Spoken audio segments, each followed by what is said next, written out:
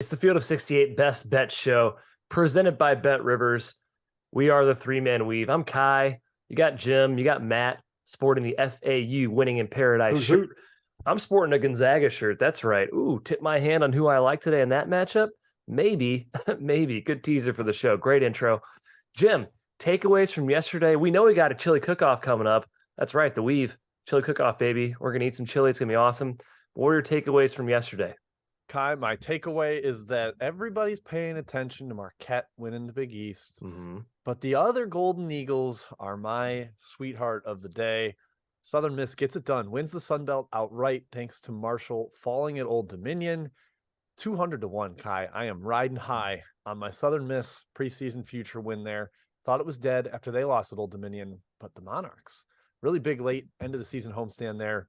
Just gotta tip my cap, I guess, Matthew, to Southern Miss. Got to celebrate it. What's your takeaway? Yeah, that's a great story. If anyone doesn't know, like the whole Jay Ladner turnaround brings in who is a special assistant. I forget his name. Just a really cool development there and how they just completely resurrected that program. And that place has basically been sold out the last few weeks. Into that takeaway, Jim. Kai, my takeaway. Didn't really have one, I'll be honest, but really shocked that Xavier blitzed Seton Hall. I thought Hall was going to give them the fight, and they just did not. So Xavier continues to play pretty well despite a cumulative effect of injuries so far. Yeah, they lost at home to Nova too. They are very up and down. Up and down team, Matthew. Well, one of my takeaways was the craziness at the Sun Belt, because not only did Southern Miss win in their first year in the league, Marshall lost to ODU and fell from number 1 and number 3 in the standings. So Louisiana got the tiebreaker over them. So a little bit of jumbling at the top of the standings. They still get a bye in the tournament. Sun Belt tournament is set, as is I think a couple other tournaments. ASUN is set. ASUN. Kennesaw State clinched that yesterday. Yeah, we're starting soon, man. I can't wait. Other one real quick, Florida Gulf Coast scored 62 points in the first half against Austin Peay and then scored 27 in the second. College basketball, man. Love it. You got to love it. All right, let's get into today's games. We're starting off with a doozy in Baylor, Texas at Baylor. Baylor laying 4, Matthew. A little bit of money for Texas coming in. Both teams still in play for a 1 seed. Texas's path more difficult, but more certain, I would say, for a 1 seed. They have 3 Q1A games left. Baylor, a couple Q1 games, if you want to put it that way. Who do you like in this game? I think I like Baylor. The price is about accurate, though. It's hard to really jump to Baylor with any sort of conviction, given how unreliable I'll say they've been the last couple of games, and even in their 4-game win streak before that. I think it's like we're all just projecting their defense to be all the way back to what we thought it would be because they have Mr. Cha-Cha back on the back line, but still the holes have been popping up left and right. They certainly did at Kansas and Kansas State. So with that, and the way Texas continues to prove that they're a top-end Big 12 team without a whole – I mean, there's inconsistency all throughout this league, right? But Texas hasn't done anything to really show that they have fallen from the level that they were earlier, Jim. I think the line's about right, all things considered. I was really eager to bet Baylor, but I think 4 is too pricey. I think I need 2 or 3 to bet Baylor. Yeah, I don't love it at 4. I took it at 3 for the Circa contest, Matthew. I really like the spot for Baylor off a couple of road losses. Previously last weekend, that hideous second half against Kansas, about as bad as a top team has played so far this year. Credit to Kansas as well. But back home here, I think they can take care of business against Texas. First game, Timmy Allen kind of gave them the business. The old switching too much. That was kind of the origination of that take for me. It was Timmy Allen just decimated the smaller guards and like the mid post on switches. That's still a little bit of a concern. But Baylor's been really good at home this year, and I think those guards start knocking down more shots. Kai, I'm liking Baylor at 4, far less enthusiastically, but still lean their way. Yeah, game 1 was all Texas. Baylor's defense let it down, and we talked about how they've had a lot of defensive improvement that didn't really hold against Kansas and K-State. Obviously, 2 really good teams in tough spots, but still, it was disappointing to see. I also lean Baylor here at home.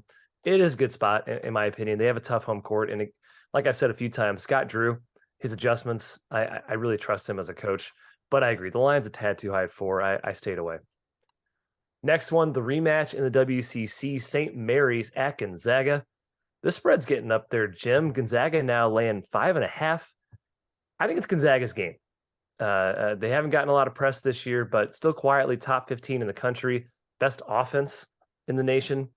Who do you like tonight? Man, number leans St. Mary's for me, but like everything else, like every single other thing leans Gonzaga for me. they really controlled that first matchup. I was relatively lucky to get a St. Mary's outright win there.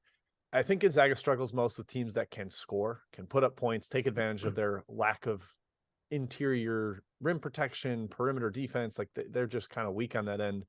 St. Mary's not a super explosive squad.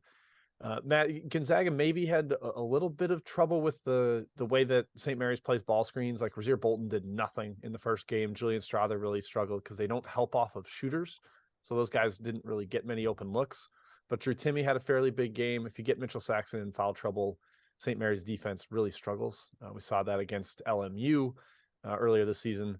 So I do lean Gonzaga here. I just think they're kind of trending up, incentivized to win big, and have the athletic edge and not going to get punished by St. Mary's offense.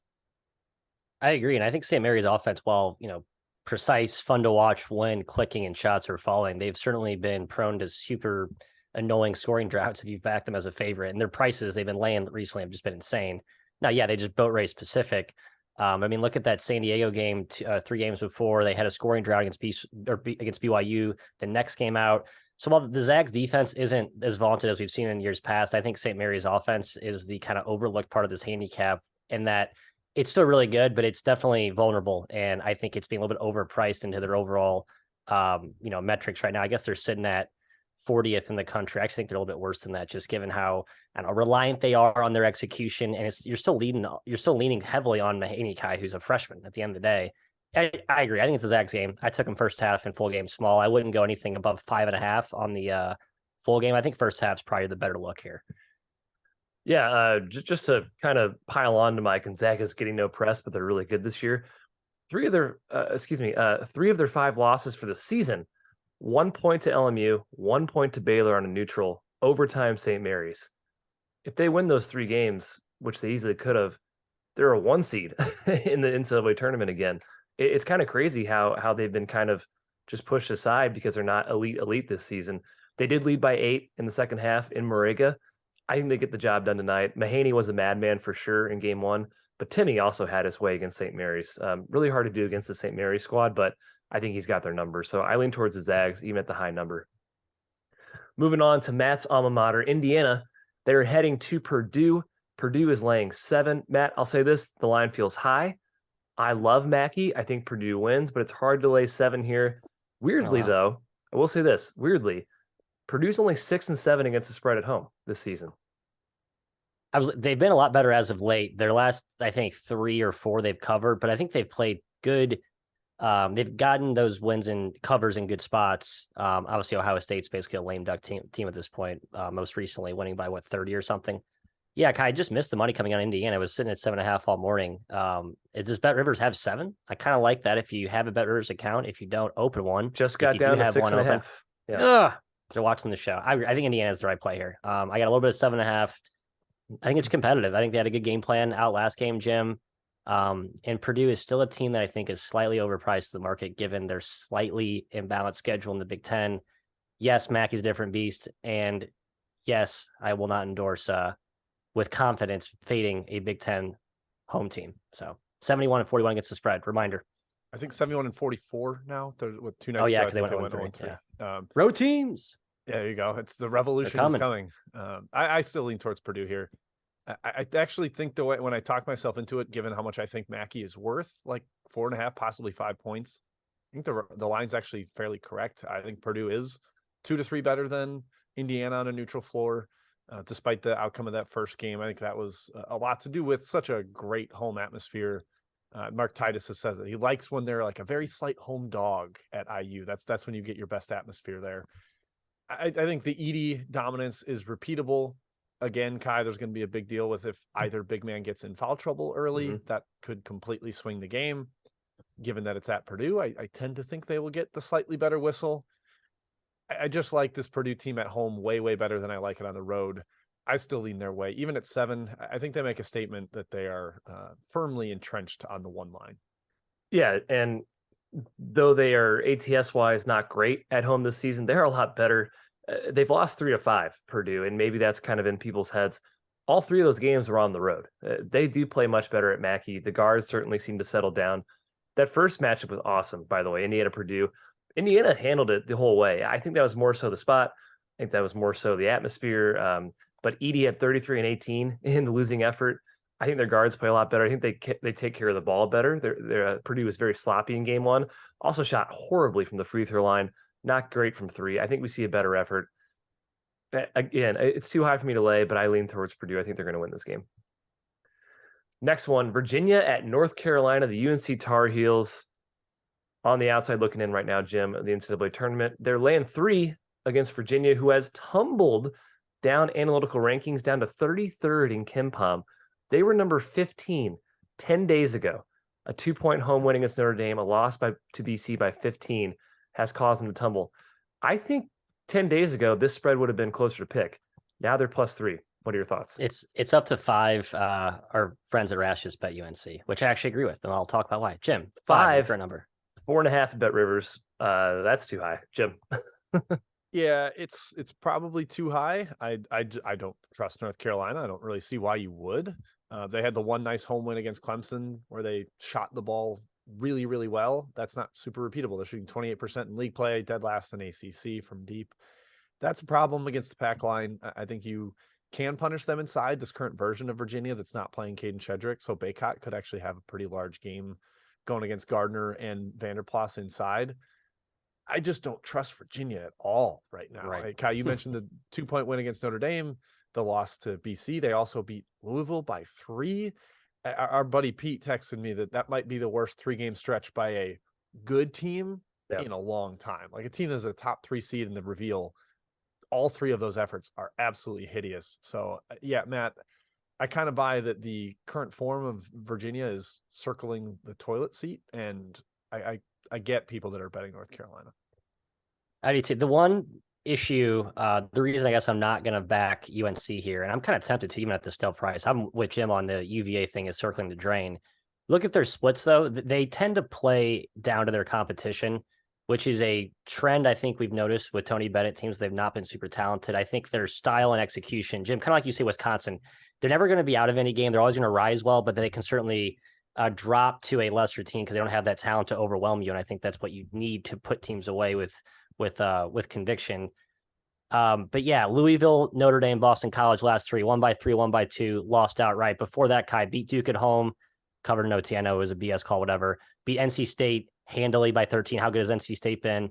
They lost at Virginia Tech, but then won at Syracuse, won at Wake, beat Virginia Tech by 18. So, they played well in the big games of ACC play, mostly to date. But I think the last 3 games, there's more of a, red flag that this UVA thing is not going the right direction. Yeah, they won game 1 by 5 at home. UNC was competitive in that game up in the second half. They also didn't have Pete Nance. Also, Baycott played 1 minute in that game. So these are points in UNC's favor. By the way, big game from Jalen Washington in that game. He's barely played since. That's kind of a curious thing about Hubert Davis there. But as expected, in that game, UNC bombed away from 3, man. 8 for 24 from 3. The guards are going to be tempted all day to take threes over the pack line. And we know when they're shooting like that, they can miss a lot of shots. Love and Davis do not take good shots. In my opinion, from a maturity perspective, it's men versus boys. It's Virginia's well-oiled, disciplined team. UNC is erratic, not mature, still willing to take bad shots. 4.5, I'm leaning towards Virginia.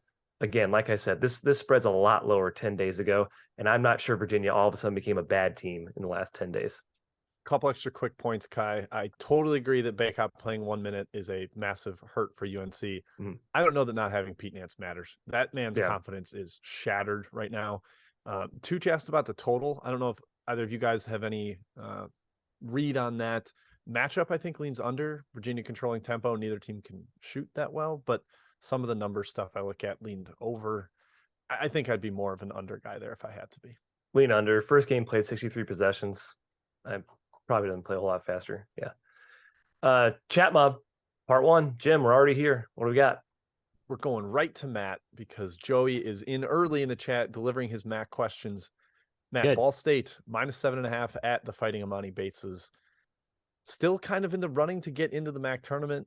Eastern Michigan, they need to get into the top 8. Do you think they are able to pull an upset against Ball State, who just had a huge win over Kent State? Yeah, tough spot for Ball State. I think it's a good spot for Eastern Michigan.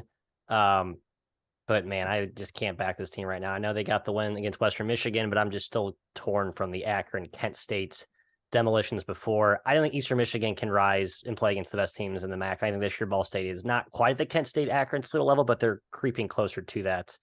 And I think Ball State's high alert after Eastern Michigan almost beat them in overtime first meeting. Yeah, Ball State got a big boost last game from Jalen Wyndham. Actually, gave them 20 minutes for the first time in a really long time. Kai, Colgate -2 at Navy. They have fully clinched this league. I don't know that Navy has a ton of seeding worry here for the tournament, but do you have any read on this game? Boy, I hate fading both teams, Jim and the Patriot. It seems like a bad idea to do either. Lean towards Colgate. Always have to lean towards Colgate. I think we've said their historical Patriot ATS record last 5-6 years. It's really impressive. I'd lean towards Colgate. Matthew, Casey Tominaga, does he keep rolling at home? Nebraska laying 8.5 against Minnesota, who's playing their third game this week. Terrible spot. Nebraska laying 8. I'm not all the way there on Nebraska, Jim. I lean that way, but I'm not that excited to back my Huskers. Kai, how about Northern Kentucky? -2.5. They are at Oakland. 2 different zone teams here that are, maybe kind of a weird matchup against each other. Rocket Watts is back for Oakland. Do you think that helps or hurts? What do you think? I lean towards NKU. I think this is going to be the typical Norse get really good at the end of the year type of thing, run through the Horizon tournament, make the tournament. So I like NKU -2. I agree there. Matt, ACC, Notre Dame and Wake Forest. Demon Deacons laying 6.5 at home against the Irish. Actually, that sounds wrong. Is that at Notre Dame? No, it's at Wake. It's at Wake. Yeah, it's at Wake. Somebody in the chat pointed out that Wake got down early, 12, and ended up winning by 17 in the first matchup. So 30-point swing. What do you think here of the Deeks? And now they're without Damari Mansana, who's a phenomenal shooter. I think they're going to miss him badly. Yep. Good point, Jim. I forget, it was Rex Byers. You're one of your competitors in the Circle Pool. Had a really good case for Notre Dame last night. I was pretty sold. I just think down the stretch, they're playing a little bit better. A bunch of 5th, 6th-year seniors under Bray. I think they're going to be feisty down the stretch. If you just bet every game Notre Dame here the rest of the year, I bet you make money. They've been very good against the spread lately at Duke, at Virginia, sticking around. So we are holstering Creighton and Villanova for best bets. That's coming later. Kai, TCU at Texas Tech. The Red Raiders rolling. Now they're 2-point favorites at home against the Horned Frogs. Yeah. Rumors of a possible Bacho return. I think Pat in the chat said he's not going to be back. But they still have Isaacs and Amac. Is that enough to beat TCU? I'll be honest. I probably would have made TCU pick or favorite in this game just slightly. However, I'm not going against Texas Tech, man. I really think they're kind of a team of destiny right now. The way they've been playing lately, they've been very impressive with Amac back in the lineup. They're streaking. They obviously need to keep winning to make the tournament. Texas Tech is a really tough place to play. So I'm staying fully away in this game. My number and my heart do not agree in this game. Yeah, I'm with Matt, TCU, but I get it. My number says TCU as well, but I'm no thanks. Right now, that team is rolling. Kai, going right back to you because I know you have an opinion here from Tinley Monk. Texas A&M at Mississippi State. Does Stark Vegas take down the rolling Aggies train? I think they do. I like Miss State here. Annoyingly, this one flipped to them as a favorite, which I think is correct. When they opened as a dog, I was a little surprised. I get it from the perspective of, A&M's been really hot lately. But I like Miss State here. Again, another team that's back against the wall type mentality. Does it matter that much in terms of ATS? Probably not, but a good narrative to kind of speak about here. I think they can force turnovers, and I think Chris Jans brings out a good game plan. I think Miss State gets it done. All right, Matt, in the OVC, your favorite league, Morehead State laying 5 at home against UT Martin. Morehead just clinched the title by beating Eastern Illinois this week. I'm sure there were celebrations. They cannot be caught for the 1 seed. Does that motivation angle just make you lean towards UT Martin? Yeah, kind of lame duck spot here, but and I forget what Martin has to play for on their end. I felt a little short given how well Morehead's playing, I'll be honest. And even though Martin will have relatively more motivation, they're still, I think, in the mindset of the conference tournament is our season too. So I don't think you have some massive discrepancy in motivation here. That said, I still lean our Skyhawks. Yep, I think there's at least incentive okay, can we beat the top team in the league? It's true. Morehead's whatever. Kai, Tennessee Tech at Eastern Illinois, staying in that same league. Tennessee Tech -1. They torpedoed my Southern Indiana best bet a couple nights ago by being absolutely scorching from beyond the arc, but they actually have been an awesome shooting team all year. So, yep. Yeah, I think it's short. -1. I like Tennessee Tech. I think they're a lot better than EIU. A lot better. OVC home has been really good this season, but I lean towards Tennessee Tech -1.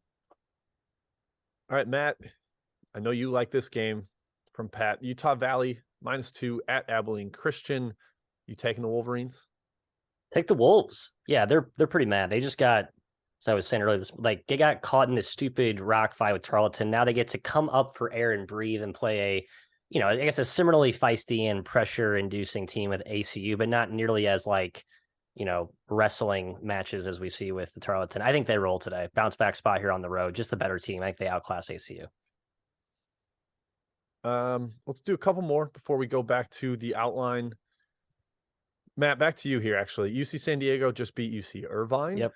Now they're hosting UC Santa Barbara. The Gauchos at 5.5-point favorite on the road. It's one of those teams. LaSalle, I tried to do this with UC San Diego. I'm talking out both sides of my mouth. I want to do it today. I kind of want to keep riding this juju that they're on, but terrible spot here with UC Santa Barbara. I think they're angry today. Too short of a number to take my my Tritons, but I think it would be wise to keep riding this wave. They got something going right now. Yeah, seems like it. And Santa Barbara not playing that great of late. And also down 2 guards, I think, too. Yeah, sorry, go ahead. Pat's last question, Louisiana Tech at Middle Tennessee. This number's been hammered. I got 6 in the circuit contest last night. It's now 8.5, Middle Tennessee laying that. Louisiana Tech 0-3 against the spread without Kobe Williams. Yeah. Middle Tennessee has had a week off, which I think is really important for getting ready for this one. But I wouldn't lay 8.5. That's maybe a little, just a bridge too far, too steep. I can't quite get there. All right, one more, Kai. Michigan State at Iowa. Hawkeyes -5.5, some 6 in some places. People are really loving the Big Ten home team here. The splits between home against the spread numbers and Michigan State road against the spread numbers pretty stark. What are you thinking? Yeah, I don't like to go against home court here, but I think the number's a tad high. I'd probably lean towards Michigan State on the number. Similar case to Purdue, Indiana. I'm staying away because I do respect Iowa's home court. They're actually very good at ATS-wise at their home floor. So staying away. Yep, agreed. All right, plenty more questions, upwards of 15 that we will hit in Chat Mob Part 2. But Kai, back to the outline. All right, let's tip off with San Diego State at New Mexico, a gigantic game for the Lobos. San Diego State, by the way, Jim, quietly awesome, ascending to top 15 status, which is where we thought they'd be preseason. They're a 6th seed right now, but New Mexico has work to do. Those 2 Q4 losses without House. It's pretty tough to come back from that from a bracketology perspective. Who do you like in this game? New Mexico, 3-point dogs. Yeah, can they maintain dominance? If you sweep San Diego State, suddenly you have a much better case for the NCAA tournament, hopefully offsetting some of the bad losses that they've taken recently. Kai, if I told you San Diego State is awesome defensively, would you just nod and say, of course? Yes. But if I told you they had the best offense in the Mountain West, would you say, hey, that's kind of surprising? I would say, yeah, that's kind of surprising, Jim. Yeah, how about that? So the Aztecs have been scoring. Darian Trammell has definitely given them a bit of a boost. They're shooting the 3 like crazy. Adam Seiko has given them such a weapon off the bench, sometimes starting. I actually lean San Diego State here, Matt. I think they are ascending. New Mexico State sort of descending, or excuse me, New Mexico. How dare I confuse that? I know I will get skewered by both fan bases for that. But I lean towards the Aztecs on the road, Matthias. I agree. Do I want to lay 3 though, Kai? Maybe not with New Mexico healthier. And I think we've talked about how they've been sort of undervalued, shockingly, the whole year, just finding a way to like barely cover spreads and not fully bake in their performance or caliber into the market. And then they kind of have the setback with the injuries. I could argue it's still a little bit, that they are still underpriced, but I'm with Jim. I think the stronger force here for me is San Diego State, the way they're playing. And I just think they're so balanced. That's what makes them so dangerous. We haven't really seen that before from this team. So I like the Tex on the road. If you're a spot believer, I think the spot it can't get much better than New Mexico right here. Q1 opportunity at the pit against the best team in the league. I just think it's a huge spot, and you're a dog as well. I do like New Mexico. They beat San Diego State earlier this year. They won by 9, led by 13, led the entire way, wire to wire against San Diego State at San Diego State. That's impressive. House Mashburn combined for 51 points in that game.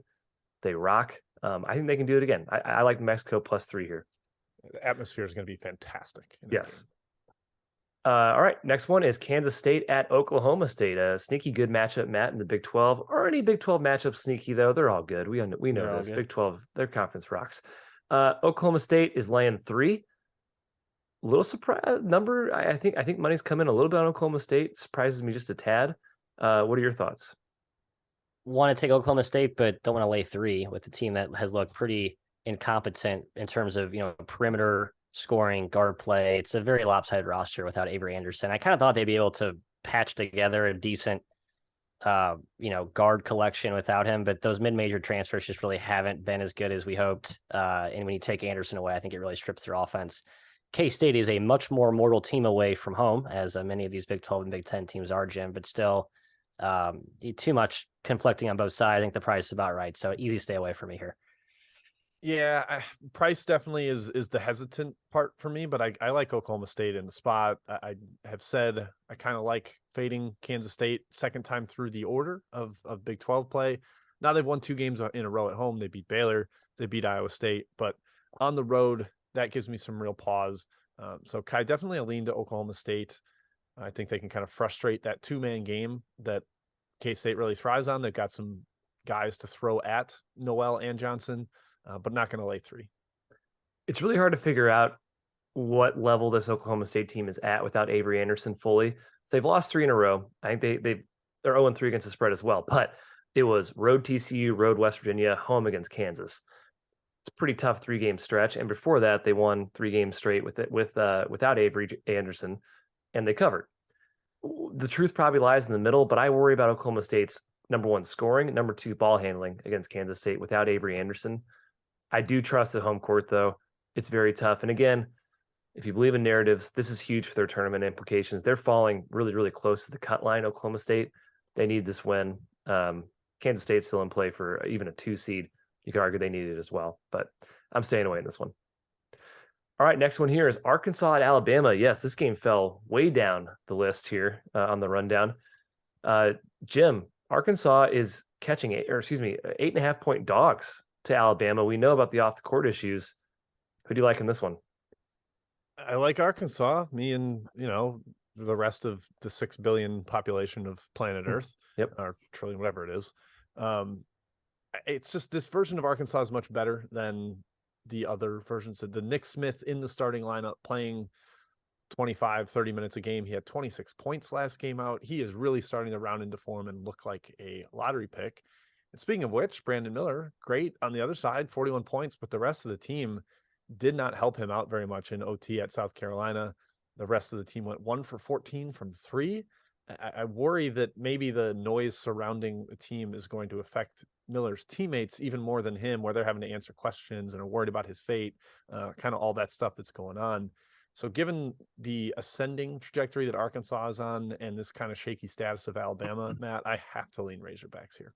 Yeah, I'm a square as well, Jim. I bet Arkansas plus 8.5. Precarious. There's been 0 movement on this, Kai. It's held steady. It's sitting 8.5 across the board. There's some resistance, and I certainly understand it, right? Like, can't you just see screw the external noise. We're going to go out and prove that we're the legit dominant team that we've shown all season, especially after that near loss to South Carolina.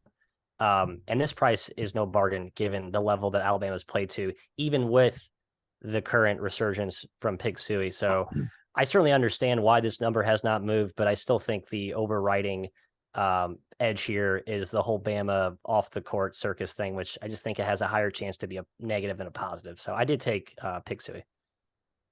I understand it from the perspective of Alabama's home court is ridiculous this year. They're 9-4 against the spread, plus 13 cover margin. Yeah, blowouts.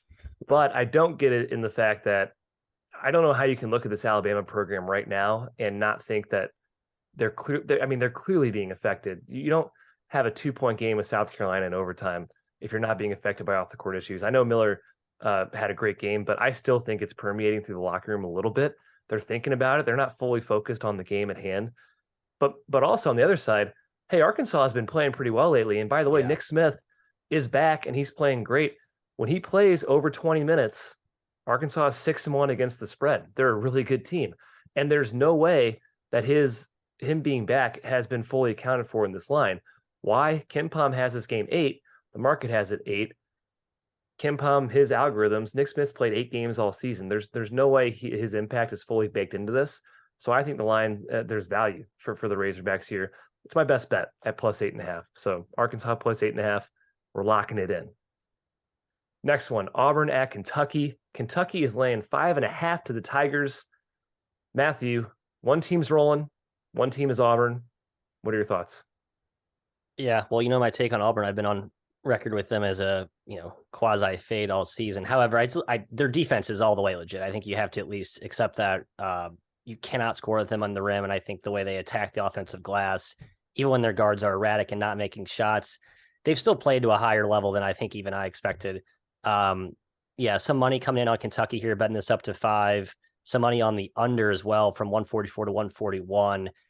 Kind of gives me the sense that Auburn controls the tempo, but I think their offense sputtering in a half-court game is what ultimately gives Kentucky the edge here, Jim. So I sort of understand both of those movements on side and total. Yeah, a little bit surprised that Auburn has actually not been as heavy tilted to against the spread at home versus road. They're only 6-9 against the spread at home at Auburn Arena, and on the road they are 6-4. Yeah, so right. Actually somewhat better competing on the road. I just think this version of Kentucky is the solved riddle. They have figured out that Cason Wallace needs to be the lead ball handler. They're figuring out the right times to feed Shibwe.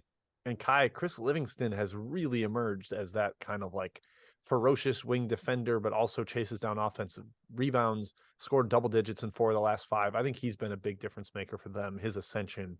So I lean towards Kentucky here, even at 5. I think Big Blue Nation gets it done at Rupp. Yeah. Worth noting, Kai, real quick, 2-point difference, Ken Palm. I don't know if you guys mentioned this, sorry. 72-70 at Ken Palm, up to 5 in the market. One of these later season big discrepancies you have on marquee games where I think odds makers may be taking too much of a adjustment. Market might be getting too overzealous. I don't know. Maybe. There's been a lot of these lately. Could be like 3 points off Ken Palm. It's wild. Usually personnel. It could mean CJ Frederick is back. It could mean Sevilla Wheeler is also back. Maybe not.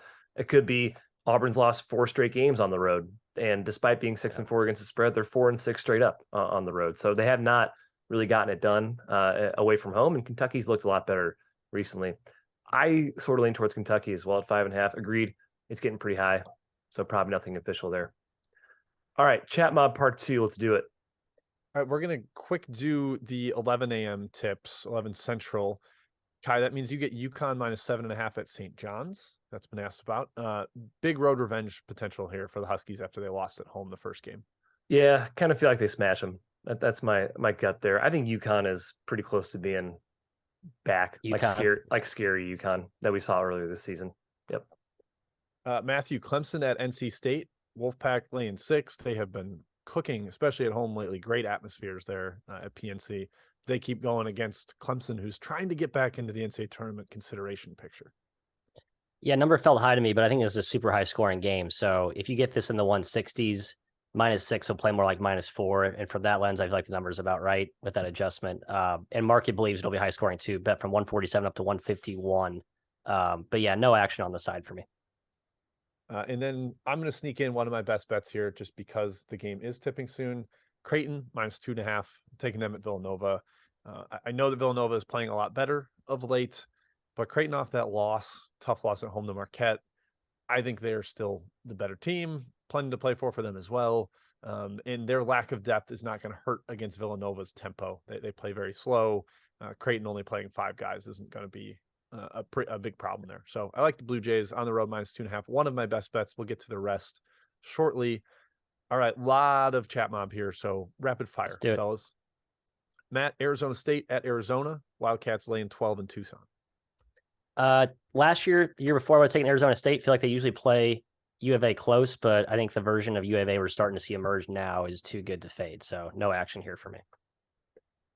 From Jay Letterman, Montana, Sacramento State, total question under. Yes, definitely. I took this in the circuit contest. It's been bet down.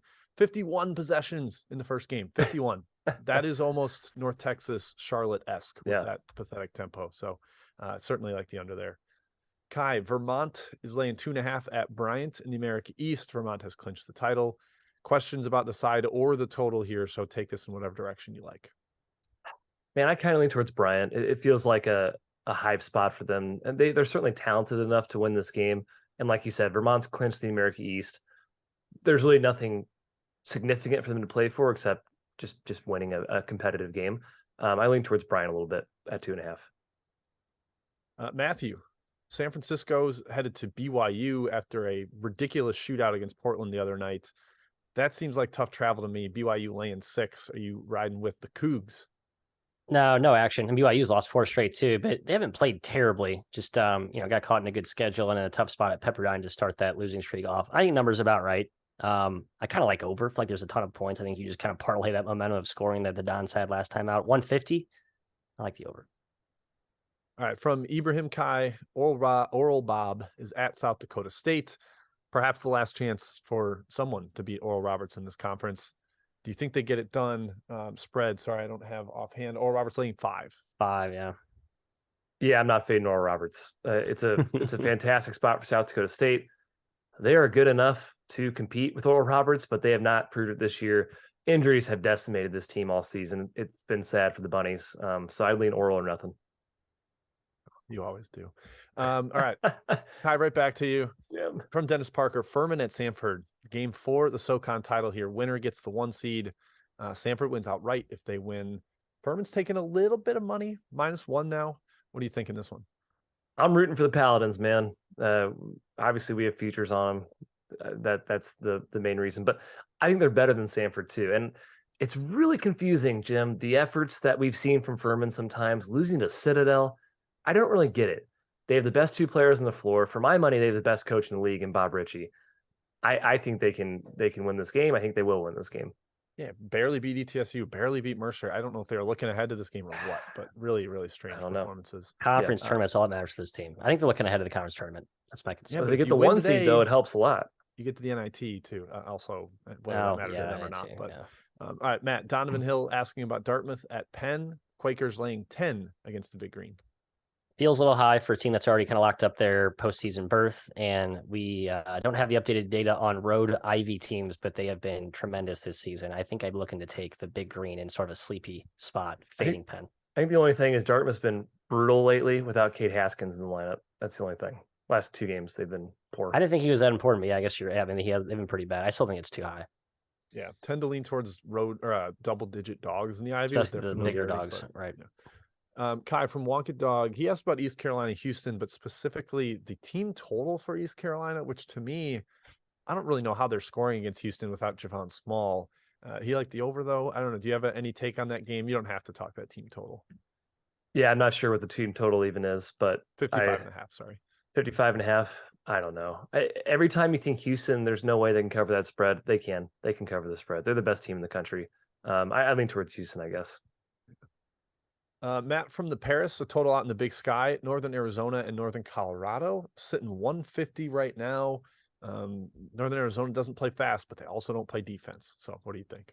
Yeah, that's the problem with NIU. I think I was on a few unders the last few weeks with them, and just the lack of defense screwed me with them. So I have no involvement in the total. The side feels about right too. -5, Bears at home. Like I maybe lean their way, but nothing strong. Kai, let's tag team this one. Youngstown, IUPUI, total 149. Total is way higher than the first game, but the first game had 180 points. I still like the over. I think both teams can score efficiently. IUPUI has been an over juggernaut lately. And for the spread, Mr. McEwen. I like IUPUI +15. Now, they got absolutely slaughtered in the first matchup. It was like 104-75 or something like that. But Youngstown was at home. They played much better at home. IUPUI, I think now is, I want to say 11-3 against the spread the last 14 games. Yep. Keep riding you, ooey pooey. All right, Matt, Florida Atlantic, your Owls, as you are wearing the shirt, winning in paradise. They're hosting UTEP. We mentioned games that are way off of KenPom. That KenPom has Florida Atlantic -15 here, and it is 11-12 now in the market. What gives?